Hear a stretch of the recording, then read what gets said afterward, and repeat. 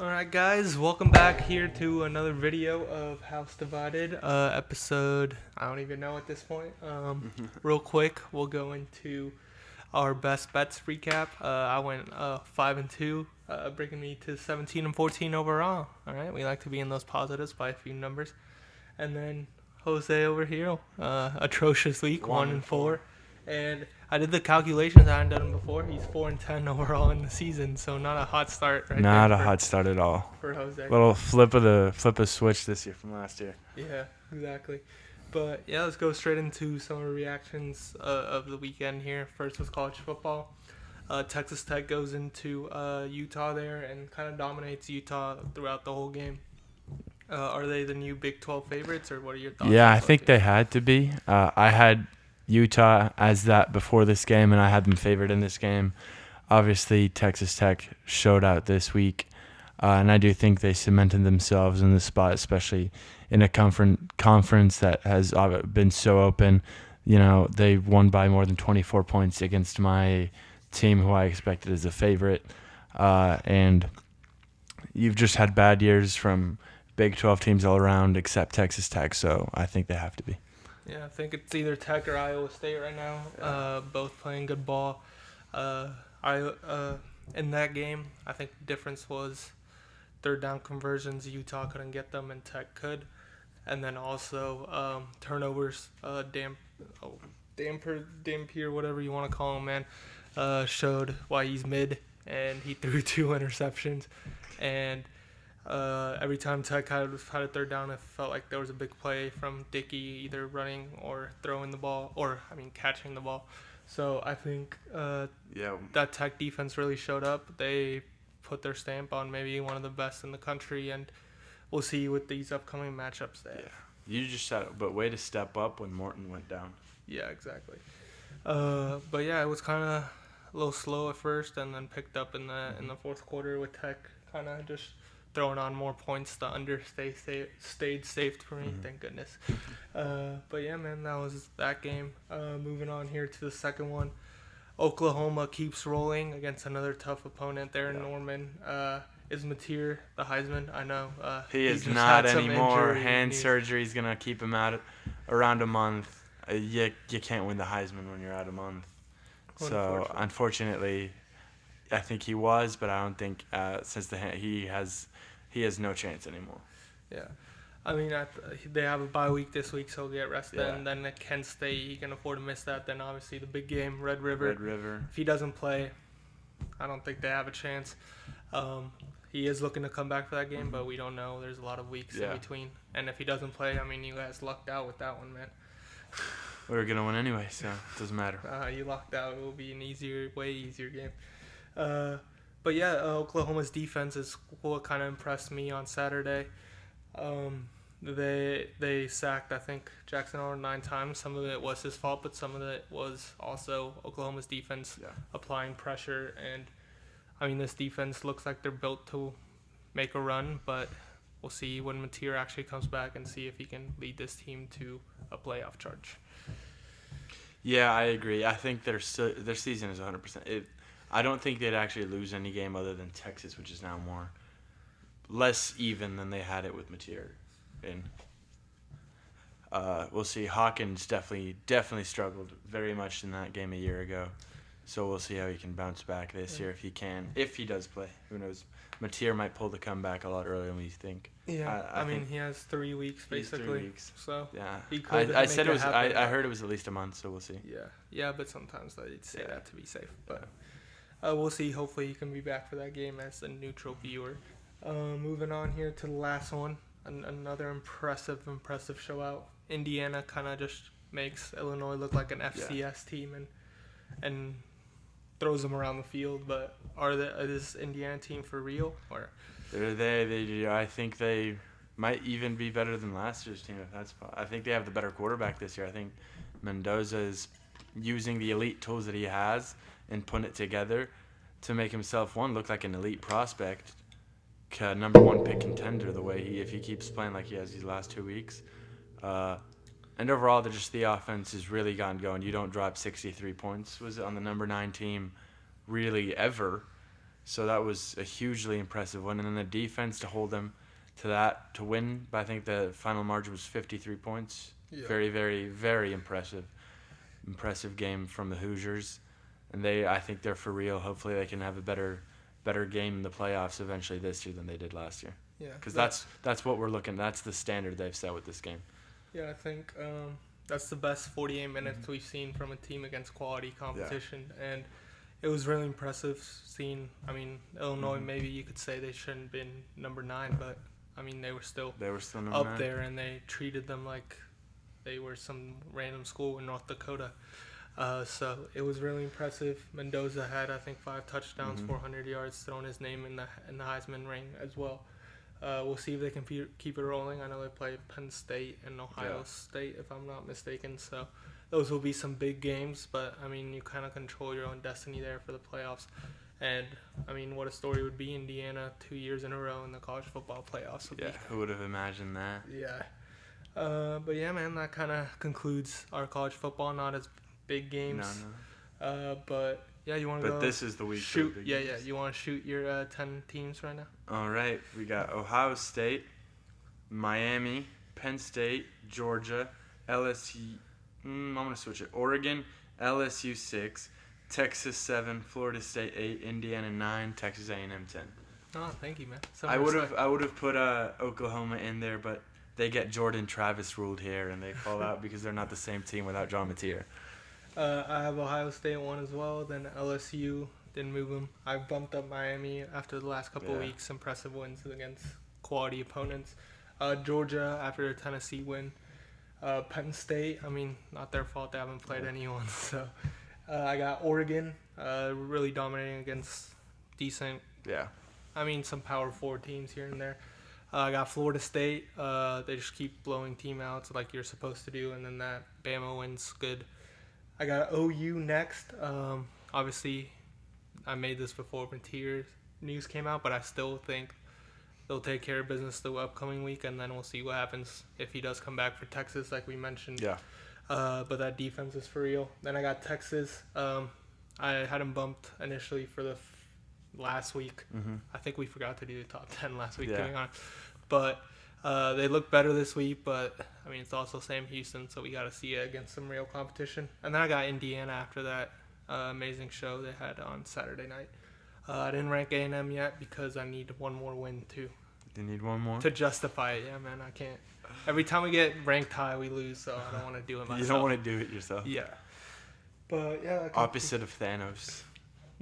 That concludes college football. Let's go straight into NFL. We had a little shootout there on Monday night. Lions hand Lamar his second NFC loss.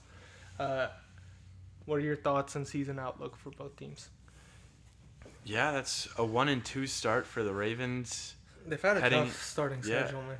Yeah, and then now you're going off to face the Chiefs, which means one of them is going to start 1-3, which is huge for the playoff implications.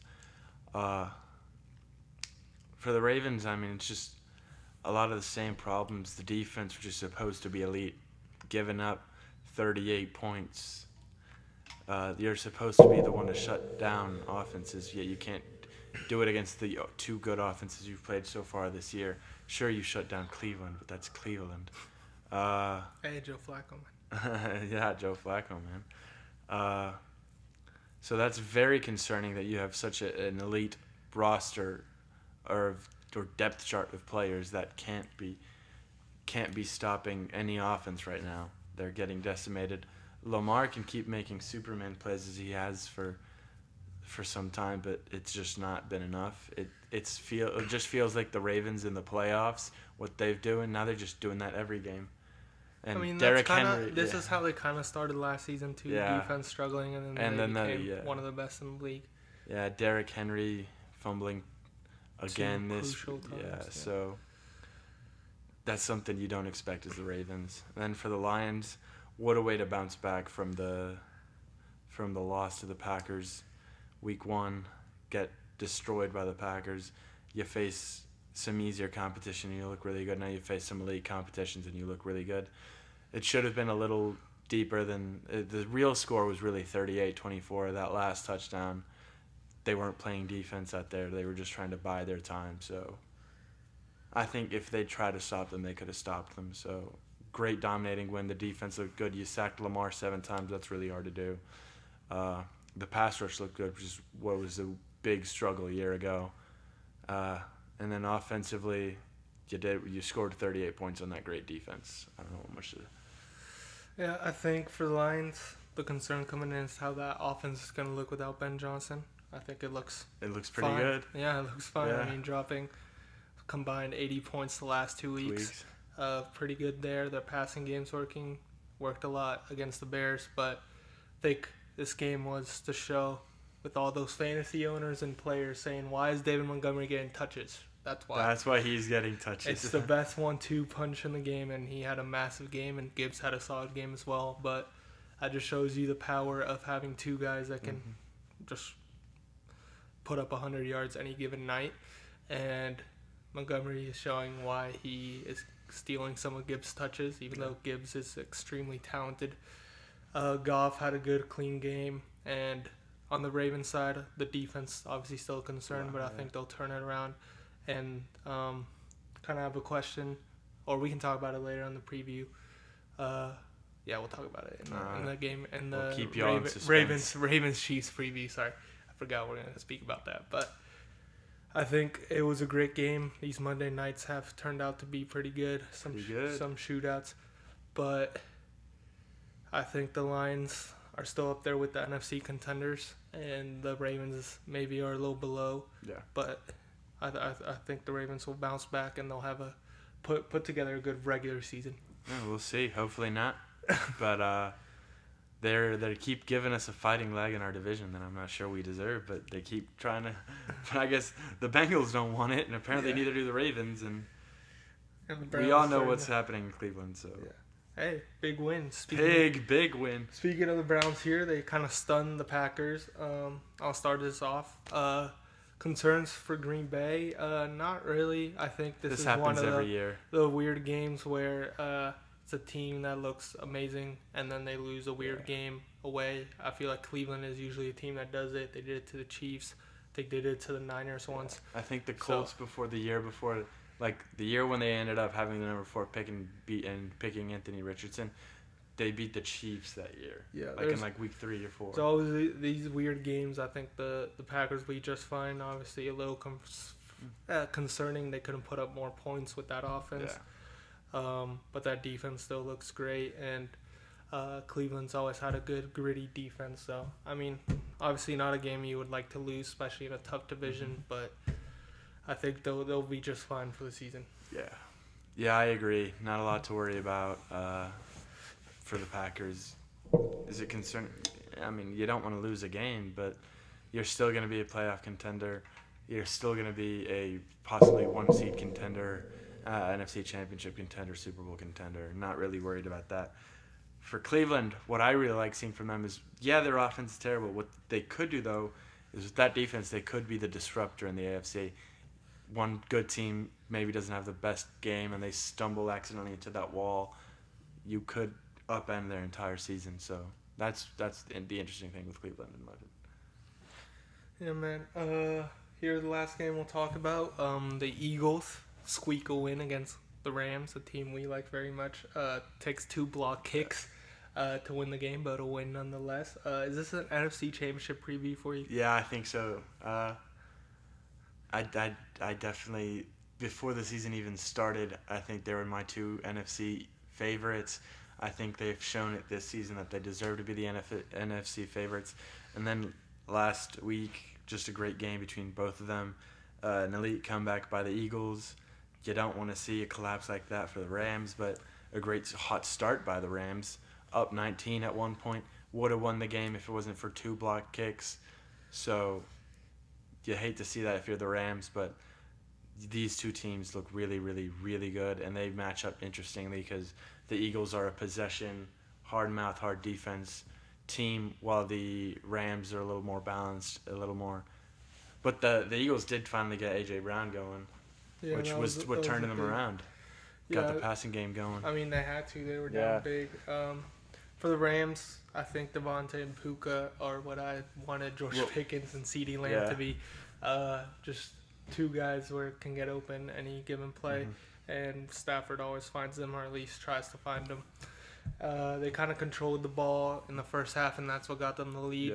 I think Kyron Williams got 20, 21 handoffs. I think that's the recipe you need to do, keep the ball away. Every week. Yeah, but also from my fantasy against team. the Eagles, you can't give the Eagles time of possession because they will kill you. And obviously, unfortunate two special team mishaps. Screwed over the cover. I could have been 6-1 instead of 5-2, but that blocked field goal for a touchdown is just tough. Obviously, people probably lost a lot of money on that, but I think this is. I mean, the Rams, you gotta hold your head high. Obviously, two miscues.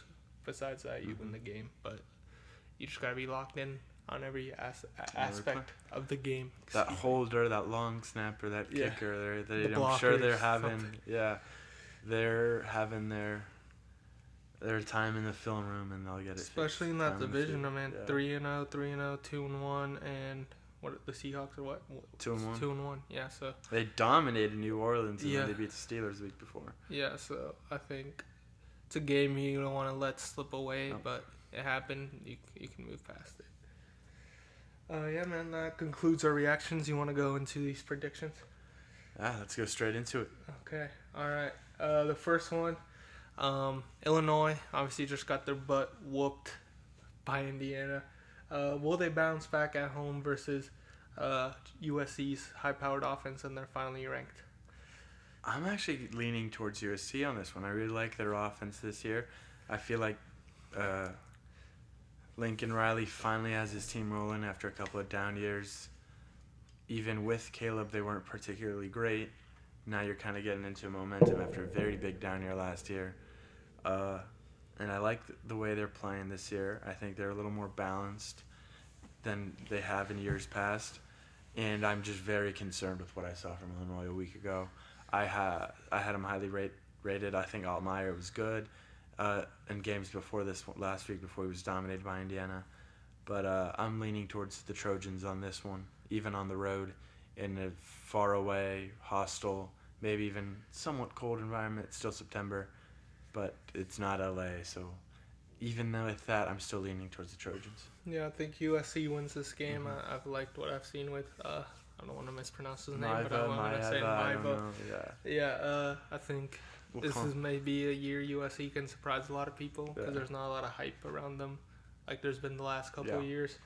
I think it will be a close game, but I think USC and Lincoln Riley pull it out. I think Illinois kind of shows flashes of why they were the number 9 ranked team, and I think the atmosphere is going to be great. But I think, it isn't just a fluke losing by 53 points. So I think USC takes care of business, but it will be a closer game than people think. Let's go straight into another game here, Notre Dame versus Arkansas. I can start us off here. Notre Dame has a big game compared to the rest of their schedule here at Arkansas. Tough environment. It is an 11 a.m. kickoff. I think that does factor in. For me, obviously, tough environment for CJ Carr. I think Notre Dame does win in a close game. I think it'll be high scoring, maybe not as high scoring as A&M Arkansas, but I do think Taylor Green's going to make some plays and keep Arkansas in it. They're a really high-powered offense, and I think it's going to be close. But I think Notre Dame in that run game is going to – I think this is where, once again, they show why they got two of the best running backs in the country. And if they lean on that, they should take care of business and win by a field goal or a couple points there. Yeah, I think I'm leaning Notre Dame as well. I think it'll be a little less close to us. Still close, but I think closer to more like a touchdown gap for the victory. Like you said, I think Notre Dame can lean on the running game, control the game, keep that offense off the field. I think Notre Dame can do that really well this week. In a way, you can also just follow the recipe that happened last week. Arkansas was upset. So, there's blueprints out there for you to follow. I don't think you need – I think you're a superior team with superior athletes this week, and I think they can handle it. Yeah, I think. I mean, I wouldn't be shocked if Arkansas wins. Arkansas pulls up upsets Yeah. at home. Usually they're at night, but I mean, still great environment, great team. I really like their offense, but I think that choke they had last week is kind of gonna fly over to this game, and I just think Notre Dame is superior in many positions, Yeah. except probably quarterback. I really like Taylor Green. I think he'll have a great game, and he'll keep his team in it. But Hopefully, we all want a good game. yeah, It's a neutral. yeah, exactly. Moving on here, showdown in Kyle Field, A&M Auburn. A little revenge could be served here for A&M for Auburn, kind of kicking us off the SEC championship in an overtime game there in Auburn, Alabama. What do you think about this game? It's a Kyle Field this time. Yeah, I mean, y'all lost to Peyton Thorne, so surely this team even dominates y'all. Nah, A&M's looked really good this year. They have more momentum this year than they had last year going into that game. Marcel Reed is vastly superior now to what he was heading into Auburn a year ago. This time, like you said, Kyle Field, and I am picking A&M. I think we're again looking at a touchdown to 10 points when the victory. I mean, they're superior defensively, offensively. I think Auburn's biggest strength might be their wide receiver room. A&M's is probably on the similar level, same level maybe even. They've definitely, I think, produced more this year. So it's A&M. Sure, they upgraded at quarterback. The Tigers did, but it was Peyton Thorne. Everybody's an upgrade. For me, you mentioned the wide receiver room for us. I think looking around, I don't think it's that hot of a statement or bold. I think that you can call it receiver group or position group is the most improved from any team of any position, especially like starting off from scratch, except Terry Bussey, but he barely played. I really love those receivers. I think they can get open against any team. I think they can do everything. They can high point the ball. They can run off screens and get a lot of yards after catch. They can, like I said, get open against anyone. And then we haven't really seen Marcel Reed's running ability been displayed as much as last year because that's the only thing he could do last year. So I think we'll see a little wrinkles of that in the game. But we saw Auburn's O-line struggle to contain OU. I think it's going to be similar, maybe not to that degree of 9 sacks, but I think we'll get to Arnold, and I think it'll be a 10, 14-point win, maybe high scoring because we can't stop anyone, and our offense is really high-powered. So I think we're going to take care of business, get our revenge, and after this win is when I'll be like, okay, I feel good. I can put some respect. We can put them in the top 10. Because, I mean, this would be a game we lose, man. Coming off a big win, a bye, like, oh, no way they lose this, and boom, we lose it. But if we can get rid of that kind of, like, choker mentality, I can put some respect on our name. But, honestly, the biggest the Chargers have overcome their A&M can, too. The Cowboys haven't yet, but honestly, the biggest news I thought from this week or the weekend, not the John Mateer news. Who cares about that? Whit Weeks is dating Lane Kiffin's daughter. That was Take the over. You heard it from Lane. That was crazy, man. What a week to drop it. I think he's been Mind waiting games, for months. This is planned. But nonetheless, a massive game for 2 playoff hopefuls. In Ole Miss last year, great game there in Baton Rouge. It's at 2:30 though. Lane Kiffin always loves to complain about that. What are your thoughts? Do you think Whit Weeks is gonna? I think 2:30 is the worst time of the day to play. Yeah. You get the morning, you have stuff to do in the afternoon. Maybe you even have time for a nap if you want to go out. Night games are obviously the best, and middle of the day, you gotta the sun's beaming. The sun's at the worst point of the day. You can't really take a nap before doing anything after. I mean, you can't really do much before because it's all the game, getting ready for the game, stuff like that. So definitely the worst. Agree with Lane Kiffin there. I think Weeks gets one over his father-in-law this week though. I got the Tigers, even though the Rebels are favored. I just think that defense and Trinidad Chambliss is going to get stopped for the first time. I think that defense is going to show out like they have all year. They're going to be able to shut down Ole Miss similar to how they did Clemson. And I think just everyone's shutting down Clemson. Everyone's shutting down Clemson. But they'll be able to shut them down how they shut down Florida. Oh, so many teams have shut down Florida. USF shut down Florida. So it's like, I mean, who are you going to compare to the LSU defense to when their two big games have not been very good teams? But I do think they'll be able to shut down the Ole Miss offense, and then you start looking at the positions, and you lean quarterback, and that's LSU.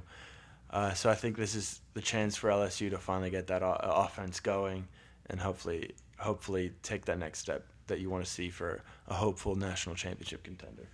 Yeah, I'm gonna disagree on this one, man. Going Ole Miss? I'm going Ole Miss.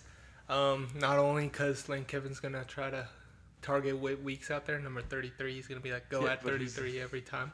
But no, just because I really like what I've seen for I'm gonna mispronounce this guy name too. Chamberlain's. Yeah, I think it's Trinidad Chambliss. Whatever, sure. that guy. They use him like a running back, and I think there's not a lot of film out there. I think Brian Kelly's gonna struggle to come up with a game plan. He's a good thrower, a good runner, and Lane Kiffin's one of the best offensive minds in the country, and he'll have a great game plan cooked up. We saw him beat Georgia at home last year. I think this is one of LSU's slip up. I still think they're a national championship contender, but they'll slip up here in a tough road environment against a tough team.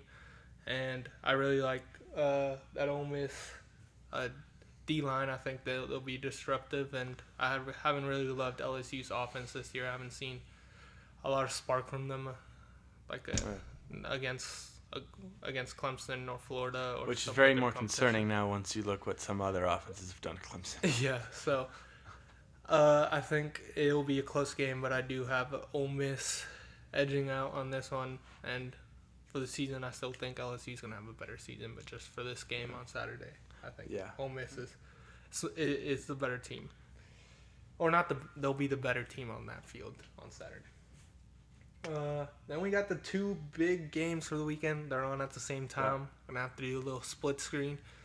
Thank you, YouTube TV. Yeah. We got Penn State versus Oregon, the whiteout, finally at night, not big noon kickoff. Well, it's always either been but it's like all their good games are big noon kickoffs, so they end up having to do it against Iowa. Yeah. Well, I think they did against Ohio State at 11 last year. I'm pretty sure. Oh, wow. Or I could be wrong. Yeah, I don't know. But big game for Big Ten implications, playoff implications, championship applications. Everything implication. Yeah. Two great, talented teams. One kind of a lot of more fresh faces and talent, and another one with more experience returning from last year. I'm going to go with the experience. I'm taking the Nittany Lions. The defense is, I think it's very good. The offense looks good, too. They haven't really had a test at all year. This is the first real test. I like that Aller now has the big game experience after the playoffs. And surely it's been, I think it's now the 14 last regular season games where they've played a top 10 opponent they've lost. So I think it's their time, it's their year, This is what we've been waiting to see from Penn State this year, a big opponent. See if they learn from that game against Notre Dame a year ago where they were this close. Now their interception not happening away from being in the national championship game. And Oregon's a really good team, but I think they might be a year away. I think the talent is there, obviously, maybe even more so than with Penn State, but I think there might be still a little too young going cross-country to Penn State. I don't know. The whiteout might be the best environment in all of college football, so I'm going to go with the Nittany Lions. Dang, man. I'm going to disagree again here. Usually I go with the home team. Dante Moore's looked really good, Usually I go with the home team on these games, especially two very talented teams, but Penn State just reminds me of the Cowboys. It's always their year, but when the big game comes, they can't get it done, and I think, obviously, it's another big game.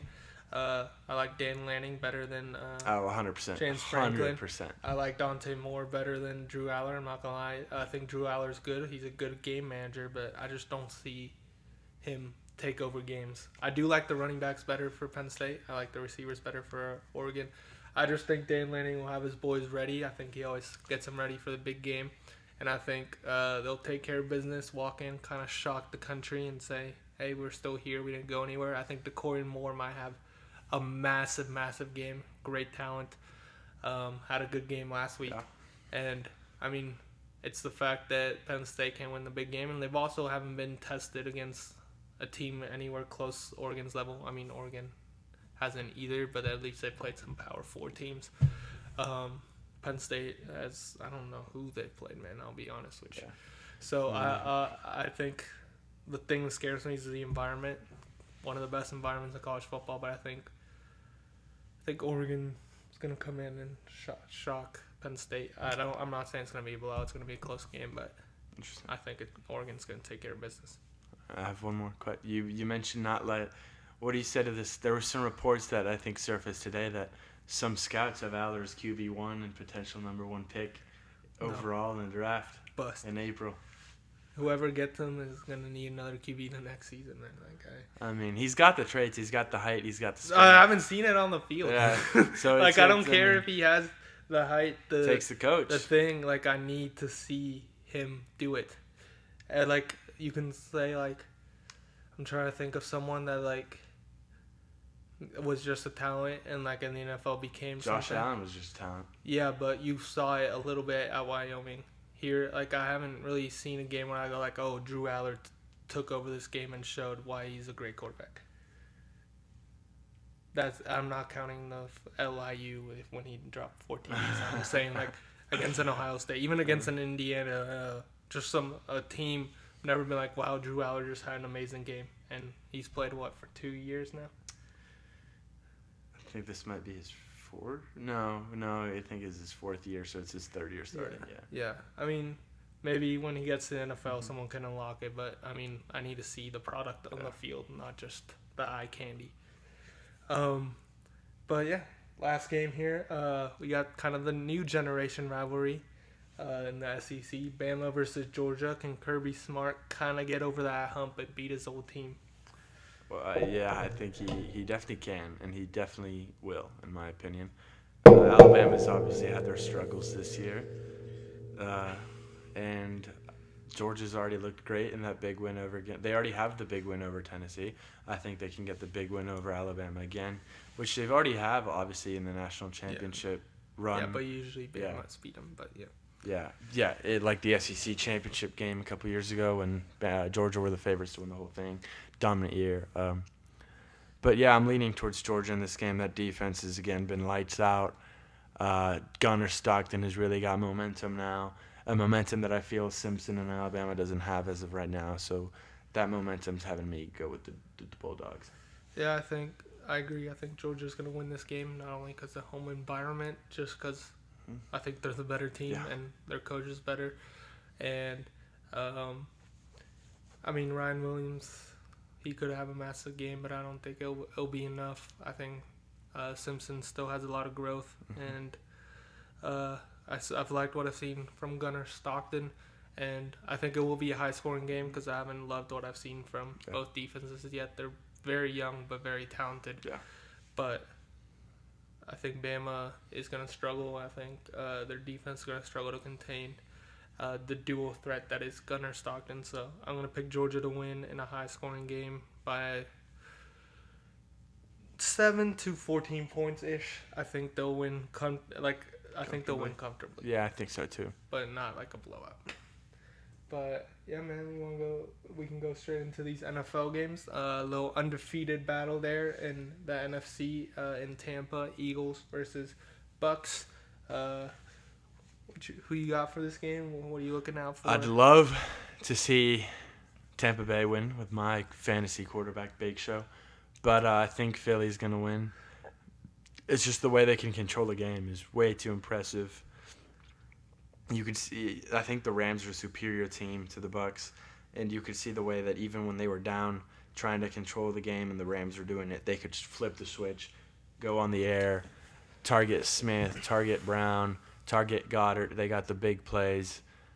So that was the sign of life you really wanted to see from Philadelphia after not the greatest start. Like they're obviously 3-0, but they weren't as great as you'd expect. Yeah. So that was kind of the switch you want to see in that second half against the Rams that really I think they're going to be able to carry into Tampa this week. There's obviously the X factor of Tampa could get Godwin back this week, so now you have the 3 receivers with Egbuka, Evans, and Godwin. Evans is out for a couple weeks. Oh, I didn't see that. Yeah, he got announced 2 days ago or something with I think it was hamstring and groin or something. He's out for 2 to 3 weeks. 2 to 3 weeks then. Yeah. So it might just be Egbuka. It might just be Egbuka, or it could be Egbuka and Godwin. Yeah. Even more reason I'm leaning Philly then. That headline must have skipped on me. So you have more reason to go. I can confirm that, but I'm pretty sure he's out. Yeah. But yeah.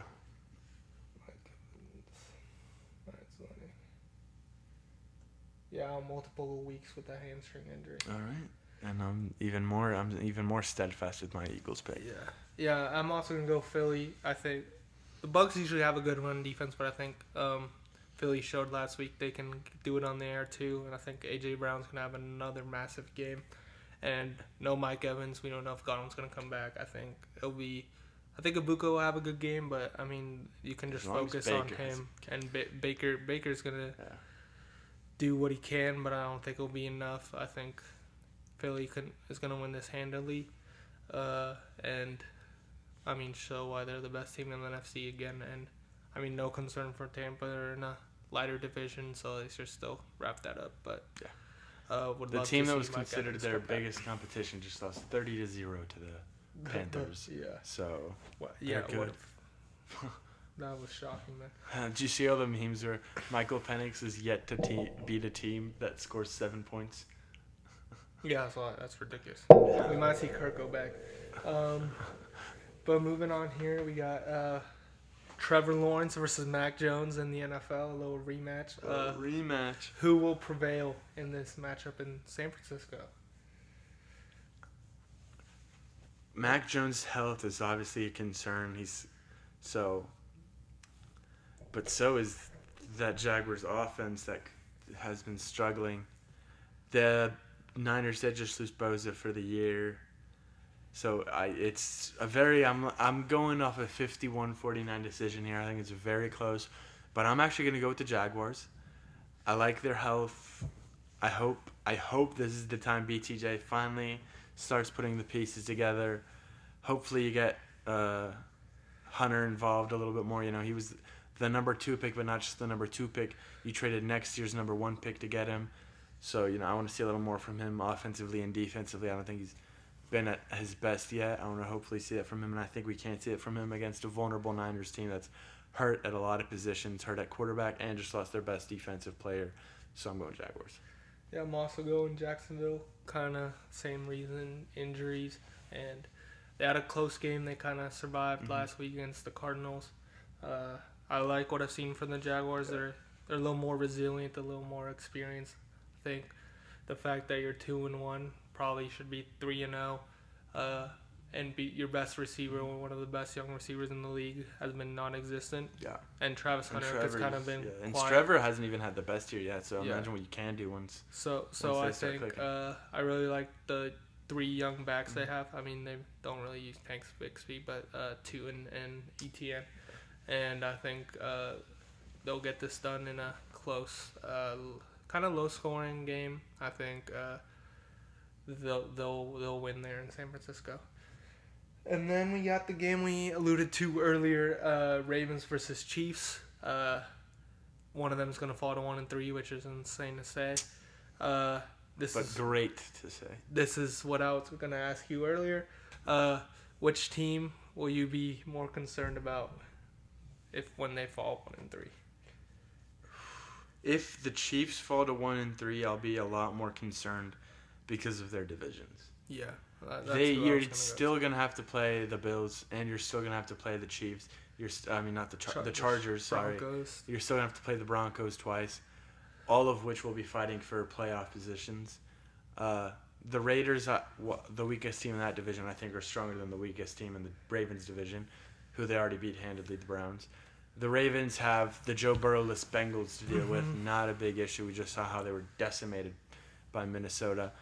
Their strongest opponent in their division right now is my Pittsburgh Steelers, which is they'll probably split because Pittsburgh has this magical way of beating Baltimore at least once a year when it makes absolutely no sense. But that's one division loss when I could see the Chiefs having 2 to 3. So I think it's a lot more concerning. I think the Chiefs have a harder schedule remaining possibly than the Ravens, and the Ravens I think have more pieces offensively to piece together than the Chiefs do at the moment. So I'd be a lot more concerned if the Chiefs lose. Yeah, no, I agree. But moving on to the actual game, it's in Arrowhead. I think the Chiefs are going to win this one, man. I think I like their defense better, and I think they'll put enough together in offense against that what looks like a weak Ravens defense right now. I think they'll get the run game a little more involved than they have. I think Travis Kelce will have a big game. Ravens have struggled to contain some tight ends here early in the season. And, I just don't see the Chiefs falling to 1-3. And like you mentioned, if they do fall to 1-3, I think their playoff hopes are very, very diminished. Yeah. And I think they are a playoff team, so I think they'll take care of business. Yeah, I actually am going with the Ravens for my pick. I think they're stronger offensively and defense. Worthy should be back this week.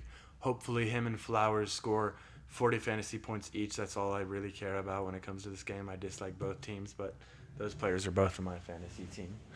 So that's all I care about. I would also like the Ravens to lose. They are in my division. Imagine we can beat the Vikings. They lose to we are 3-1. They're 1-3, and I'd love that. But I do think they're gonna win. I think Lamar, as of right now, might be a little hotter than Patrick Mahomes. That offensive line does concern me after what they just let happen with the Lions, but Kansas City's O-line also concerns me. So I do like the Ravens D-line a lot. I like the Kansas. So I think defensively, on paper, they're even. I guess the Chiefs have been better defensively, realistically, so I'm giving them the edge there. But I think Lamar's that X factor that can get it done. In the regular season, he's done it before. He was a toe away from doing it last year. So I'm going with the Ravens. Yeah. I mean, for me, I'm looking at, obviously, they both played two great teams very close. 2 shootouts for the Ravens and 2 kind of defensive shows. But to me, I mean, I think the Chiefs had a real chance to beat that Eagles team. Yeah, the real one. And at home, I think they'll take care of business. But, I mean, 2 great teams could go either way. So it'll be a great one to watch. Hopefully Worthy does come back to help out Mahomes there. And drop 40. That would be amazing. Yeah. But last game here we're going to talk about, Micah, big return to Dallas. He's leading his Green Bay Packers into Jerry World. Tough environment, tough team. The Green Bay Packers. Heartfelt team. I mean, heartfelt moment there for Micah. Actually, no, he didn't care. If Luka came back, it was different. But, Sunday Night Football, Carrie Underwood, Under the Lights. No CeeDee Lamb, most likely. I'll start us off here, man. I think, we're going to get crushed. I think. You have no CeeDee Lamb and no secondary. I think Jordan Love's going to dice us up like he did in the playoff games last year. And with no CeeDee Lamb, I think George Pickens still going to have a big game. But I think Micah's definitely going to sack Dak. Like, it's just written in the newspapers and the stars. Maybe even a sack fumble. But I do think the spread's a little disrespectful, but we are going to get dotted up by Jordan Love. And y'all got dotted up by Chicago and Caleb. He's good, man. It's Ben Johnson, bro. Best offensive mind in the game. All right. Yeah, I'm taking Green Bay as well. Chicago just diced them up. It was a trap game, and everyone knew it. Green Bay's got a better quarterback, better protection. Not better quarterback. Than Chicago? Oh, no, I thought you were talking about than Dak. Yeah, than Chicago. Yeah, I mean, I'm talking about the offense that just diced you up. And I'm Yeah. comparing it to the even better offense that's about to dice you up. Yeah, they're a better offense. And they have an actual defense. that will shut down the Dallas offense that has no CD, and their running game's still a concern against such a good defensive line. Yeah, I'm going Green Bay. I don't even. Hey, our running game has been. It's good. actually been really good. Javonte Williams, I think, had 2 touchdowns. I mean, our offense has been good. Man. It's been good. It's our defense that's the concern. It's the fact just I'm that, concerned after that Chicago game a lot. Yeah, but it's just for me. It's just defense. Obviously, no CD. I'm concerned about that. But before I'm concerned about George Pickens. But really. Not on the field, on the sideline.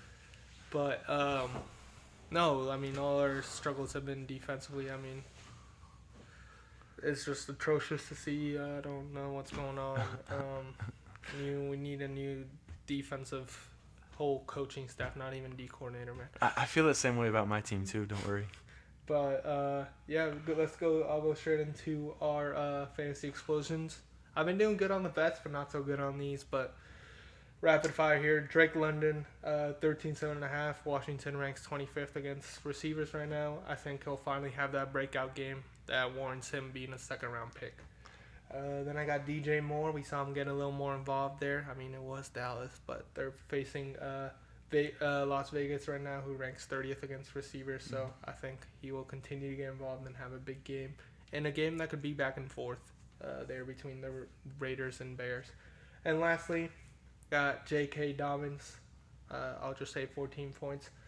Since he ranks 31st against RBs, I think it'll be a high turnover game. And Denver will have control of the ball, and they'll lean on the running game because they'll be ahead. And we saw Dobbins get involved in the pass against the Chargers there, and I think he'll continue to dominate.